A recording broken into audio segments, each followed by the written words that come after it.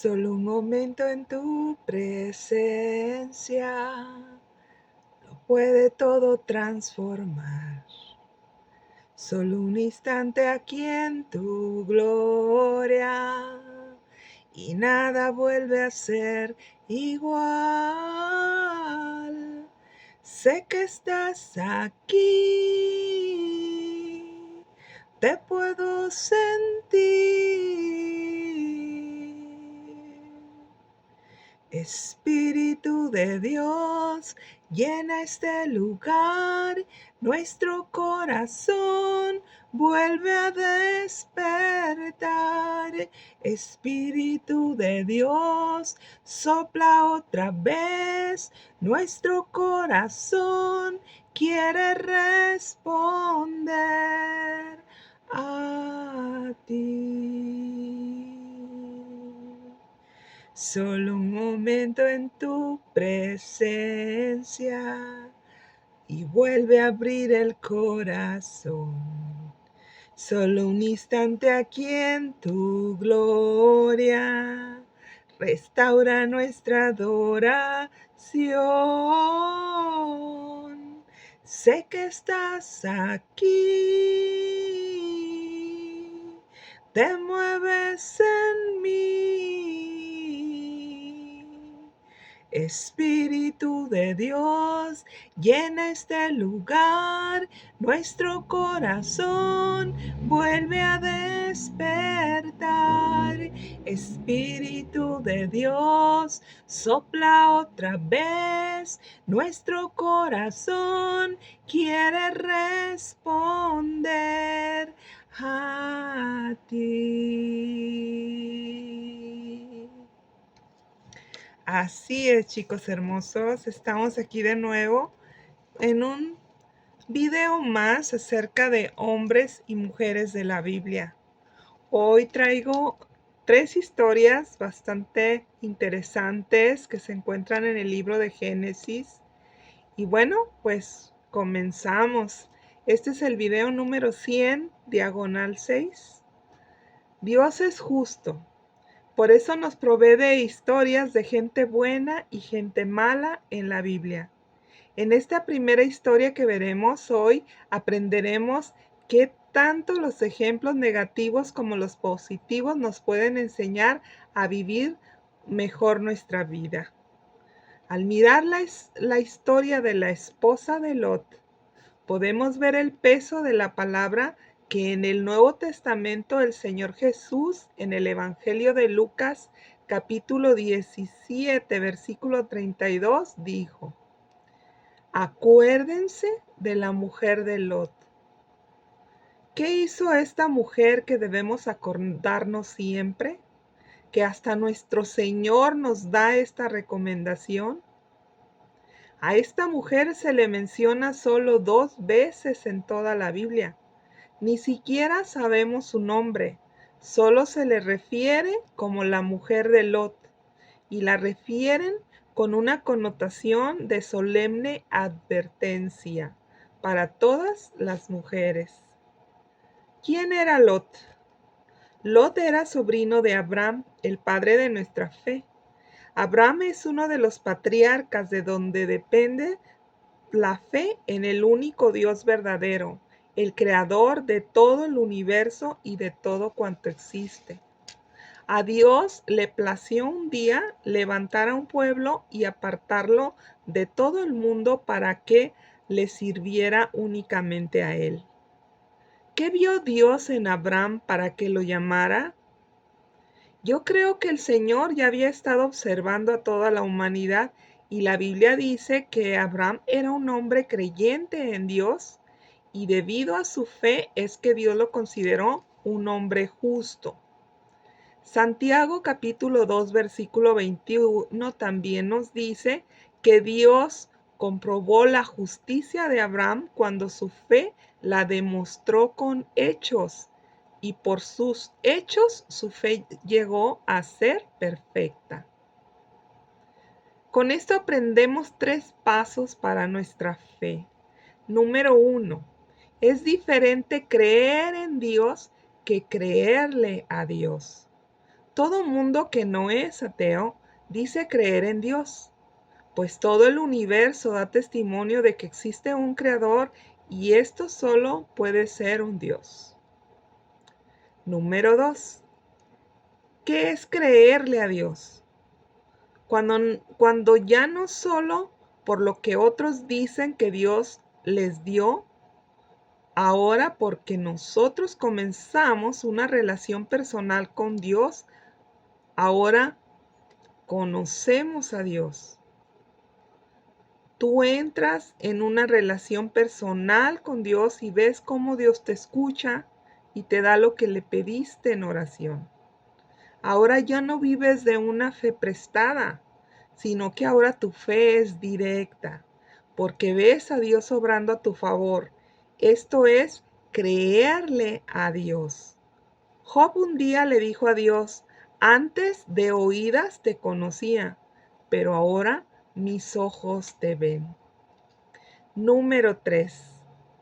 Esto es hacer lo que sabemos. Dios nos pide que aunque no veamos cómo hacerlo, esto es lo que le sucedió a Abraham, dejó su ciudad y su familia, porque Dios se lo pidió.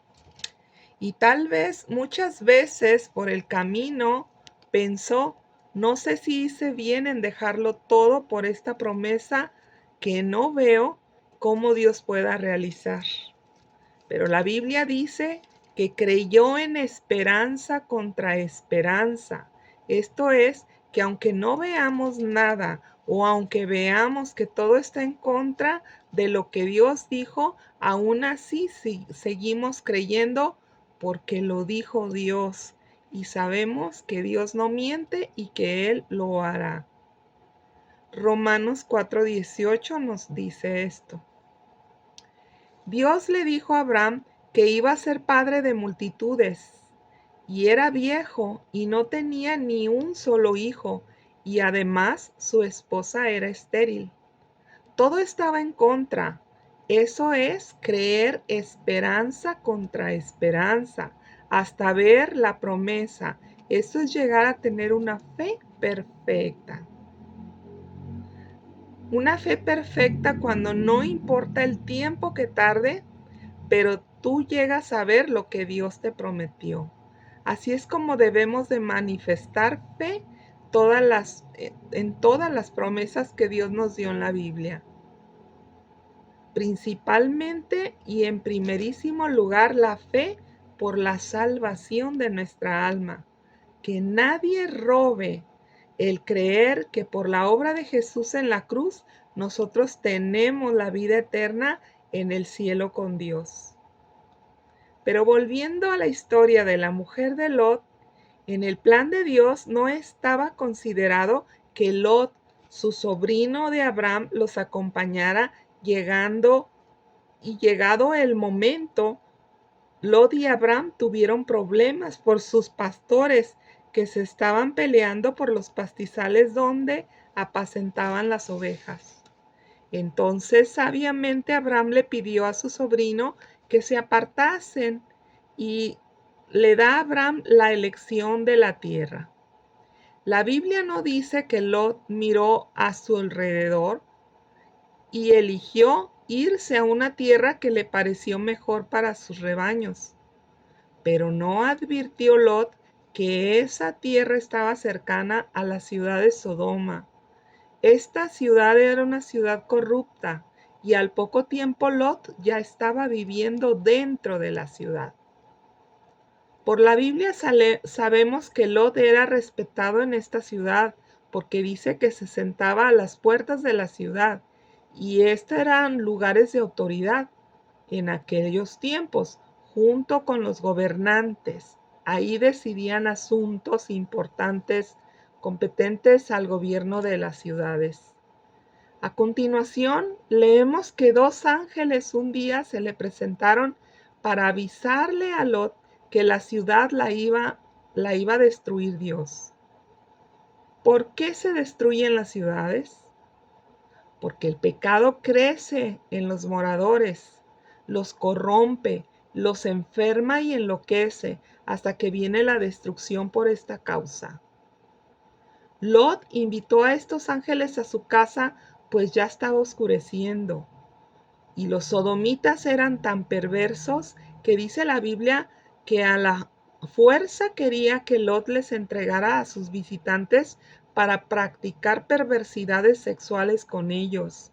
Y Lot trató de volverlos de su error, pero al no poder controlar la situación, los ángeles tuvieron que actuar. Dice la Biblia que con su poder hicieron que esos hombres quedaran ciegos y que en un instante empezaron todos a confundirse unos con otros, estos malvados hombres, hasta que se dispersaron de la entrada de la casa de Lot.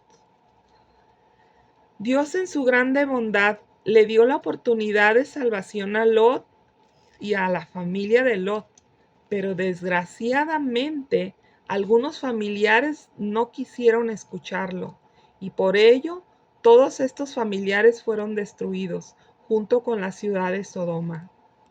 Solo salieron Lot, su esposa y sus 2 hijas. Los ángeles los acompañaron rápidamente y les ordenaron que oyeran lo que oyeran, no volvieran sus ojos hacia atrás. Pero la mujer de Lot nos muestra lo que realmente había en su corazón. Ella fue desobediente. Tal vez lo que dejaba atrás para ella le era muy difícil dejar. Pensemos, ellos eran ricos, convivían con gobernantes y personas renombradas de la ciudad. Tal vez ella dejó su casa muy bonita, tal vez tenía muebles muy finos, tal vez tenía ropa o joyas que ella apreciaba, pero con la premura del escape no llevaban nada, solo lo que traían puesto. Esto nos recuerda que a la hora de la muerte no vamos a llevarnos nada material que hayamos logrado, solo lo vivido. Y si eso no da gloria a Dios, tal vez una gran culpa es lo que vamos a llevar. Pero si entregamos la vida a nuestro Señor Jesucristo y Él nos da de su Espíritu Santo, hará que cada día lo veamos como una grande sorpresa donde podamos glorificar a Dios en todo lo que hagamos. Pero de regreso a casa sería una grande dicha para todos. Las hijas de Lot vieron con sus propios ojos lo que sucedió cuando alguien desobedece a Dios. Hoy también puede estar viendo las acciones y actitudes en nuestra vida. Algunas personas pueden estar viendo si somos obedientes a la palabra de Dios o no. Solo nos queda preguntar si tienen cosas materiales con las que Dios les ha bendecido. ¿Estarían dispuestas a dárselas a Dios? ¿Dejar su comodidad para comenzar de cero donde Dios le diga? Dios puede dar más abundantemente de lo que teníamos. Cuando Él nos pide, solo necesitamos ser obedientes en su palabra y a sus mandamientos. Y esto no le sucedió a la esposa de Lot, porque ella desobedeció y al voltear atrás, dice la Biblia, que se convirtió en una estatua de sal. Para todo esto, hoy nos queda la reflexión de las palabras de nuestro Señor Jesucristo cuando dice, acuérdate de la mujer de Lot, que lo perdió todo por su desobediencia e incredulidad. Ahora vamos a pasar a ver a otra historia también muy importante en estos primeros capítulos de la Biblia, donde estamos viendo la vida de Abraham. Veremos esta fascinante historia de otra mujer que fue víctima de las circunstancias. Ella se llamaba Agar. Agar fue la sierva que por orden de su ama, la esposa de Abraham, Sara, le ordenó tener relaciones sexuales con su esposo Abraham para que tuvieran un hijo. La Biblia no nos dice mucho sobre Agar. excepto que era una esclava egipcia. Génesis capítulo 16, versículo 1, está la historia. Suponemos que Abraham compró a la esclava Agar para que le sirviera a Sara cuando estuvieron en Egipto. Y Sara adquiría el derecho sobre su esclava de acuerdo con las leyes de aquella época. Y como Sara no podía tener hijos, notamos que estaba en crisis de desesperación por no ver la promesa de Dios que le había dado. Y entonces tuvo la grandiosa idea de ayudarle a Dios.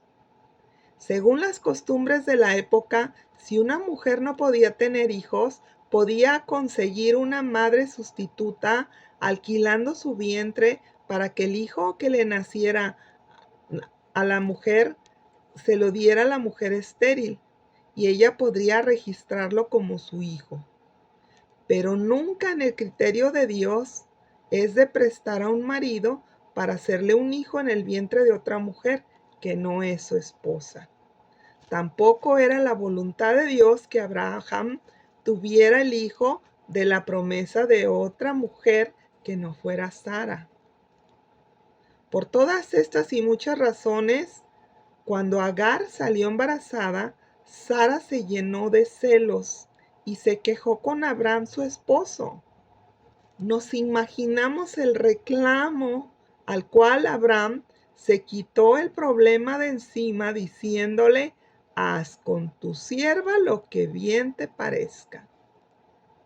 Entonces Agar, por miedo, al ver lo que estaba sucediendo con ellos, al pelearse por ella estaba embarazada y entonces tuvo miedo que la mataran y huyó de Sara al desierto.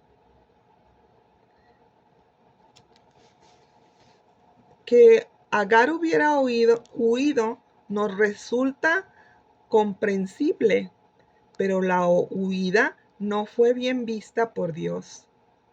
La forma en que Sara trató a su esclava era incorrecta, pero el huir de la situación como lo hizo Agar tampoco era la correcta. Entonces el ángel del Señor se le apareció a Agar y la convenció para que regresara con Sara, aunque la maltratara. Y Dios mismo le dio la fuerza a Agar para que hiciera lo correcto. Con esto aprendemos que el huir de las situaciones difíciles que se nos presentan en la vida, que aunque no nos gusten, nunca será la solución. Dios quiere que dependamos totalmente de Él y que atravesemos por esos momentos difíciles con su ayuda. Agar soltó esa situación en las manos de Dios cuando le dijo a Dios: tú eres Dios que ve. Nosotros también nunca debemos de olvidar que Dios todo lo ve y entonces podemos aprender a confiar en sus procesos cuando pasamos por ellos, y lo que se encuentra detrás de esas pruebas es una persona mejor que la persona que entró en el proceso. Recordemos que el Señor, lo más importante para Él es un alma madura, un alma completa, que sea victoriosa en un carácter maduro. Un alma dependiente de Él, aunque por el proceso sea un alma sufriente. Y Dios no quiere que sea un alma sufriente toda la vida por no haber querido atravesar las circunstancias difíciles y quedarse a la mitad del camino sin madurar. Hay personas que prefieren vivir fuera de Dios con vidas como mendigos, que vivir obedientes dentro de la presencia de Dios con vidas exitosas y en paz. Y todo por no conocer a Dios, ni el por qué vivimos en esta tierra, ni para qué vivimos en este planeta. Como Agar, también necesitamos aprender a recibir fuerzas de Dios, sabiendo por experiencia personal que Dios nos conoce individualmente y conoce nuestras necesidades bajo cualquier circunstancia. Después de la experiencia con el ángel del Señor en el desierto, aquí regresó Agar con Sara y tuvo el hijo de Abraham, a quien llamó Ismael. El nombre de Ismael viene del hebreo y significa Dios ha oído, y de latín significa Dios me escucha. La Biblia dice que Abraham tuvo a Ismael a los 86 años y Dios le dio su hijo de la promesa a los 96 años. Esto quiere decir que Sara tuvo que soportar varios años conviviendo con Agar y su hijo, y como es de esperar, la rivalidad creció entre ellas, hasta el día en que Agar y su hijo fueron corridos del campamento siempre para siempre. Esta madre e hijo fueron abandonados a su suerte, a que murieran de sed en el desierto. Pero Dios, en su grande misericordia, no se olvidó de Agar, porque ella tan solo fue una víctima de las circunstancias, y respetó a Ismael. Dios se mantuvo fiel a su amigo Abraham, y aunque no era el hijo de la promesa dada por Dios a Abraham, pero por llevar su sangre, sí lo convirtió en una gran nación. Los descendientes de Ismael hasta el día de hoy son las naciones árabes. Hoy hay judíos y árabes en todos los países del mundo, y todos son descendientes de Abraham. Con esto se comprueba que la promesa que Dios le hizo a Abraham se la cumplió. Pero ¿por qué Isaac es línea directa de nuestro Señor Jesucristo e Ismael no? La Biblia nos enseña que lo que nace por voluntad de las personas son de la carne, pero lo nacido del corazón y del plan de Dios es del Espíritu. Así que en este mundo hay dos líneas bien notorias: los nacidos de la carne por voluntad de las personas, que son toda la humanidad, y son llamados hijos de Eva o hijos de la tierra, como también se hacen llamar. Y los hijos nacidos por voluntad de sangre ni carne, que no son voluntad de sangre ni carne, sino que es por el Espíritu Santo de Dios, que son la creación nueva, somos llamados hijos adoptados de Dios, para gloria de su nombre, y por los que vino Jesús a esta tierra para comprarnos. Éramos hijos de Eva, producto de esta tierra, vasijas de barro, pero al entregar nuestra vida a Jesucristo, nuestro Redentor, Él nos hizo nacer de nuevos y nos convirtió en hijos de Dios por voluntad de su Espíritu Santo. Y aunque aún tenemos un cuerpo de carne en esta tierra, pero nuestro interior nació y está creciendo un cuerpo espiritual a la imagen de Jesucristo, nuestro Salvador, hasta el día que este cuerpo material muera y volvamos al Padre para vivir para siempre con Él. Como ejemplo está la mariposa. Las mariposas nacen de la tierra como una pequeña larva que se transforma en un gusanito, y al entrar en un capullo entran en un proceso de transformación hasta ser transformadas en una mariposa, muy diferente a lo que inicialmente eran. Así somos los hijos de Dios, totalmente irreconocibles de cómo éramos. Cuando nos presentaron a Jesús y aceptamos entregarles nuestra vida en sus manos, así nos hizo Él hijos de Dios adoptados. Ya no somos criaturas, sino ahora legalmente somos hijos de Dios, con los mismos derechos que nuestro Padre Celestial, Cristo Jesús. Y ahora pasamos a otra historia, que es la historia de Isaac y Rebeca, que es el hijo de la promesa de Abraham. La Biblia dice que visitó Jehová a Sara como le había dicho, e hizo Jehová con Sara como lo había prometido.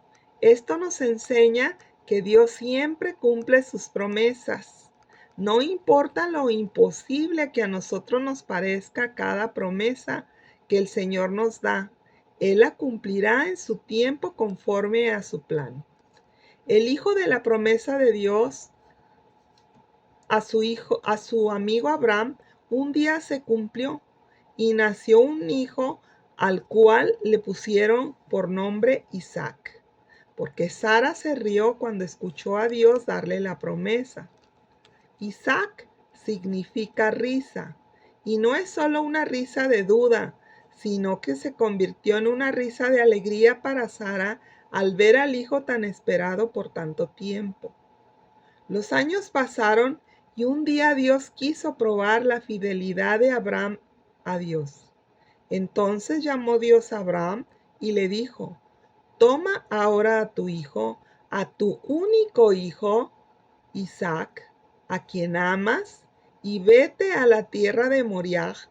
Moriah en hebreo significa ordenado o considerado. Imaginemos lo que sintió Abraham. Tenía que decidir entre obedecer a Dios o desobedecerlo.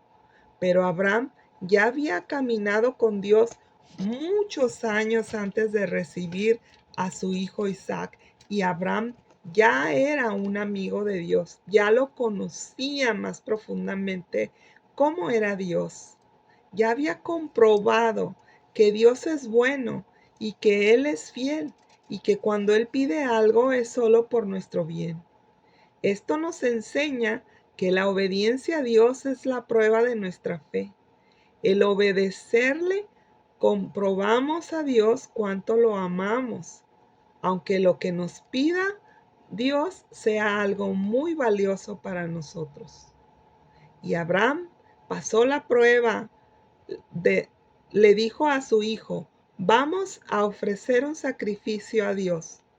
El niño le dijo a su padre: ¿y dónde está la ofrenda para Dios?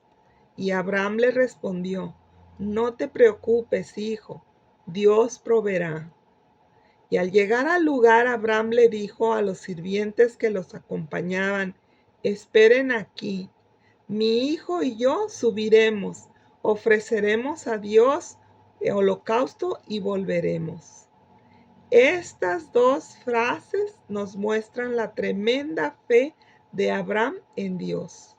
Número 1, le dijo al muchacho: Dios proveerá.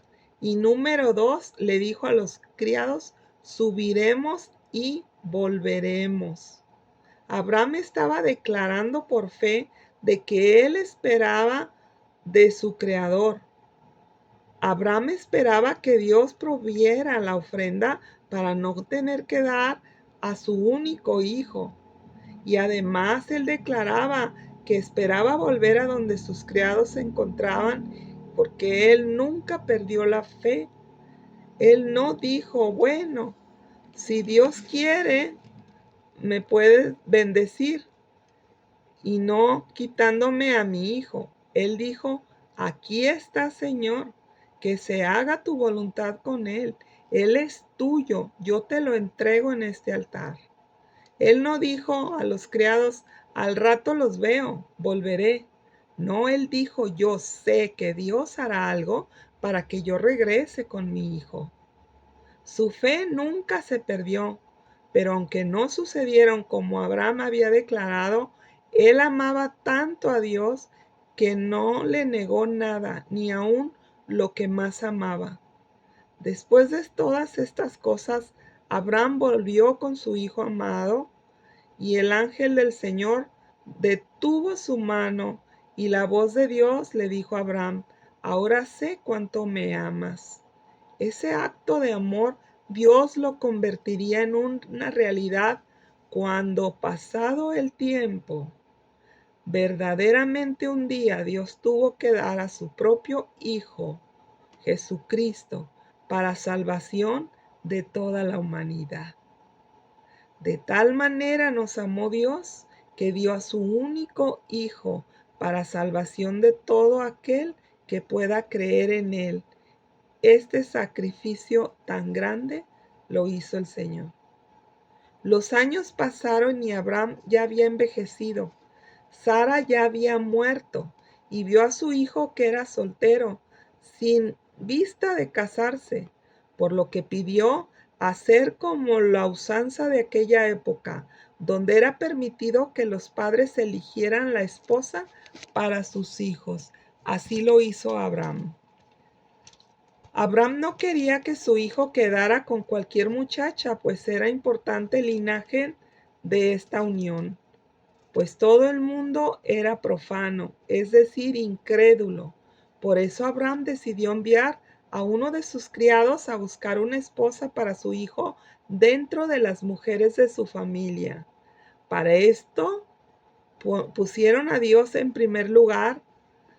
En esta misión, tanto Abraham como el criado se encomendaron a Dios para esta labor.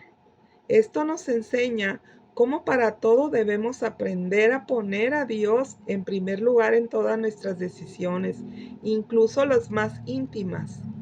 También aprendemos que cuando somos leales a Dios, hasta nuestros empleados aprenden a conocer y a relacionarse personalmente con Dios, ya no de oídas, sino ahora una realidad personal. El criado de Abraham llegó a la tierra donde vivían los parientes de Abraham y Dios contestó su oración, trayéndolo exactamente con las señales pedidas a la mujer llamada Rebeca, la que Dios había escogido para ser la esposa de Isaac. El matrimonio de Rebeca con Isaac puede describirse como un plan hecho en el cielo. Su historia está tan hermosa. Esta la vemos en Génesis capítulo 24. La primera parte del matrimonio de Rebeca es como fue encontrado y parece un sueño. Cuando el criado de Abraham encontró a los familiares y específicamente a Rebeca, él les explica la comisión que le trajo hasta estas tierras y los deseos de Abraham.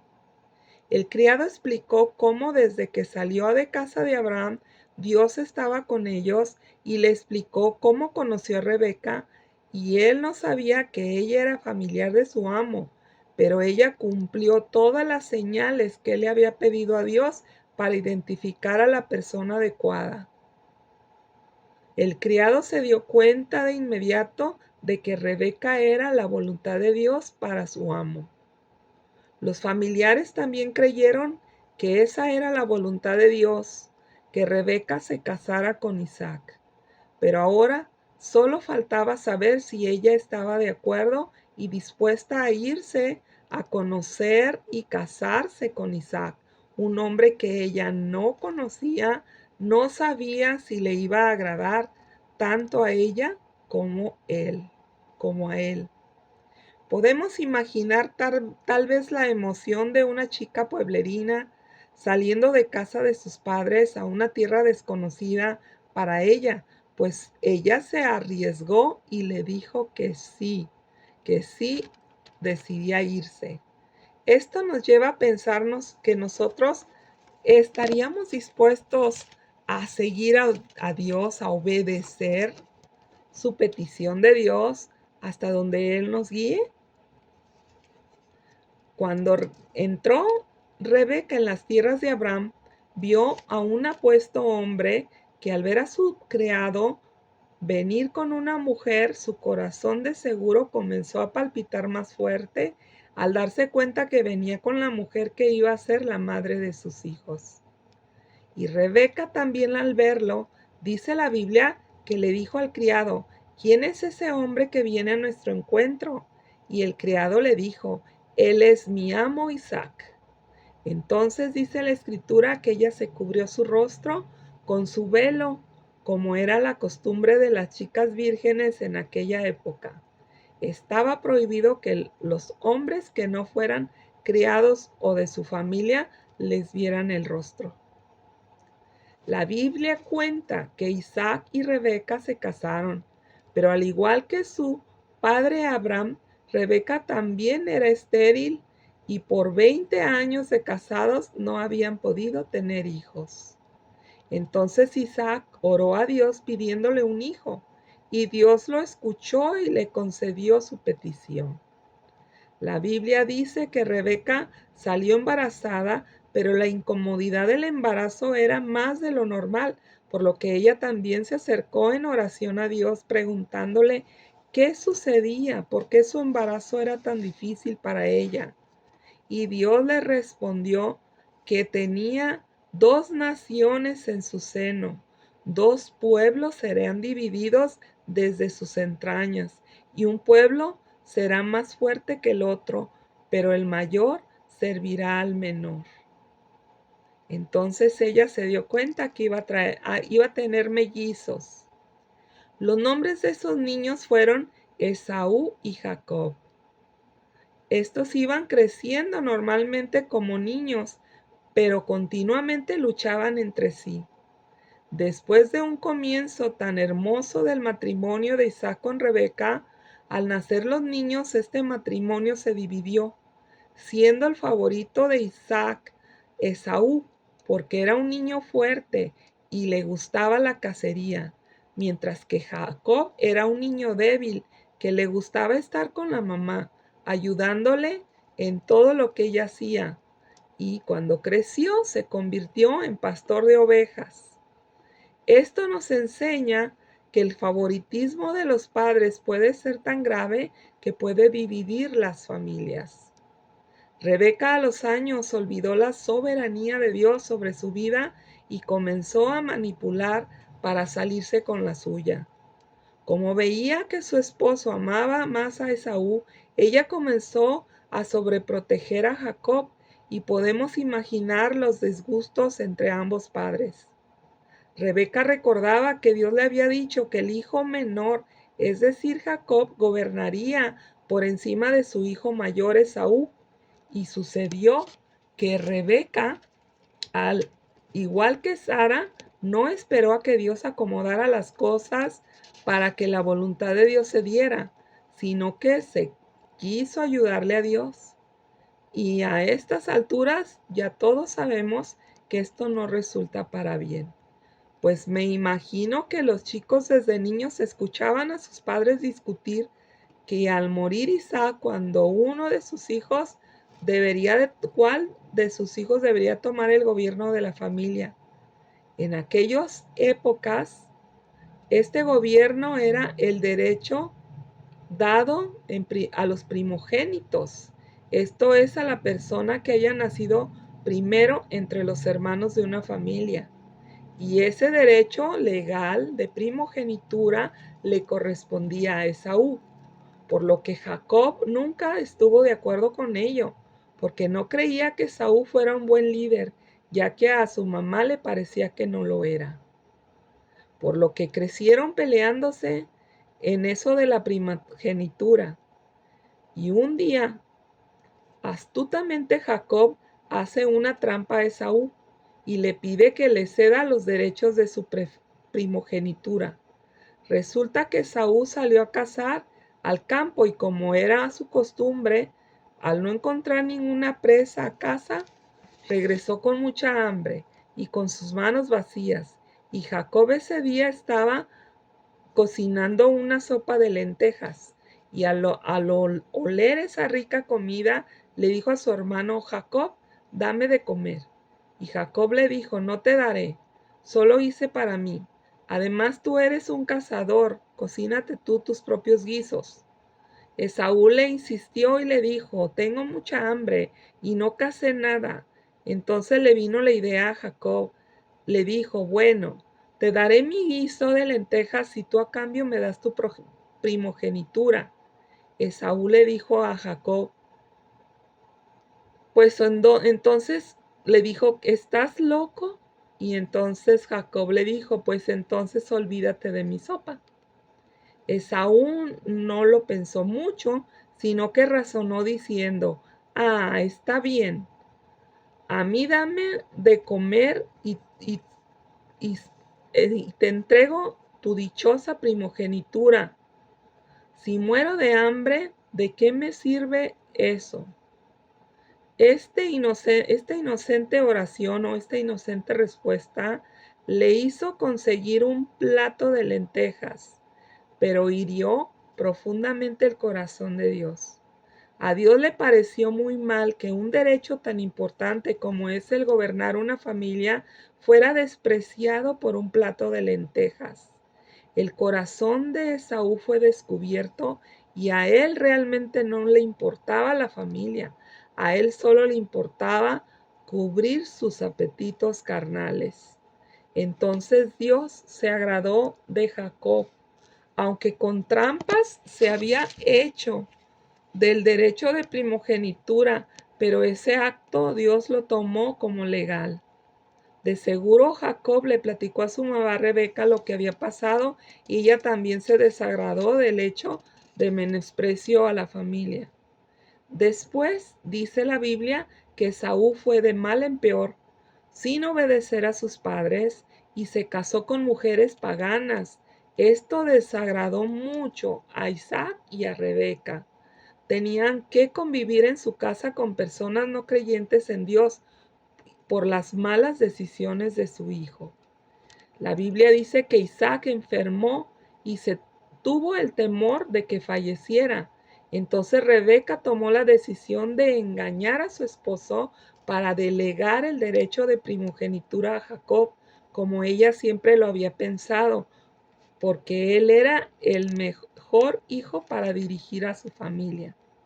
Entonces Isaac le pidió a su hijo Esaú que le trajera una comida como él la sabía preparar para hacerle la entrega de la bendición que era el sello del derecho de primogenitura. La Biblia dice que Esaú salió al campo a cazar para hacer la comida para su padre, mientras Rebeca vio el momento oportuno para que Jacob tomara el lugar de Esaú y recibiera la bendición como primogénito, aprovechando que Isaac por la vejez y la enfermedad ya estaba casi ciego. A veces como padres pensamos que podemos planificar la vida de nuestros hijos creyendo que sabemos qué es lo mejor para ellos, pero se nos olvida que los hijos son de Dios y que solo somos los padres, nos los presta Dios y pueden y hasta que crecen y pueden valerse por sí mismos. Dios, dentro de su perfecto plan para la humanidad, no pide nietos, Él pide hijos que lo conozcan y tengan una relación personal con Él sin intermediarios.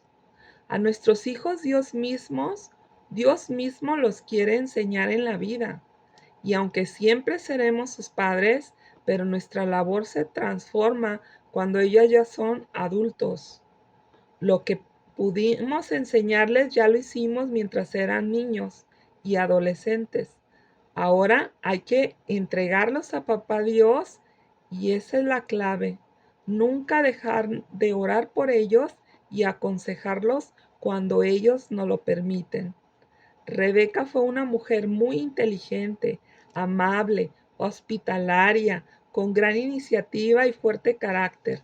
Sin embargo, por el amor tan grande por su hijo Jacob, la llevó a hacer trampa a su propio esposo. Podemos confiar que Dios cumplirá su promesa en nosotros y en nuestros hijos también, sin la necesidad que le ayudemos, porque así solo estaremos atravesándonos entre las bendiciones que Dios ya asignó para nosotros. Proverbios 14:1 nos da una gran verdad. Dice que, y completa esta historia, o las historias que hemos visto hasta ahorita. Dice que la mujer sabia edifica la casa, mas la necia con sus manos la derriba. Y bueno, pues esto ha sido todo. Oremos. Padre eterno, te damos gracias por tu palabra que nos lleva a conocerte cada día más. Por favor, ayúdanos a hacer lo recto y lo correcto delante de tus ojos para bendición de toda nuestra familia y de toda nuestra vida, pues todo lo hacemos como padres y todo lo que hagamos, sea bueno o malo, sabemos que va a repercutir por nuestras generaciones. Ayúdanos, Padre, en el nombre de Jesús. Amén. Y bueno, si hay alguna persona que nunca le haya entregado la vida a Cristo, yo le quiero pedir que si gusta entregar su vida hoy, haga esta oración conmigo. Dígale después de mí: Señor Jesús, hoy te acepto como mi único y suficiente Salvador de mi vida y de mi alma. Señor Jesús, perdóname todo lo que te he ofendido de pensamiento, palabra y obra.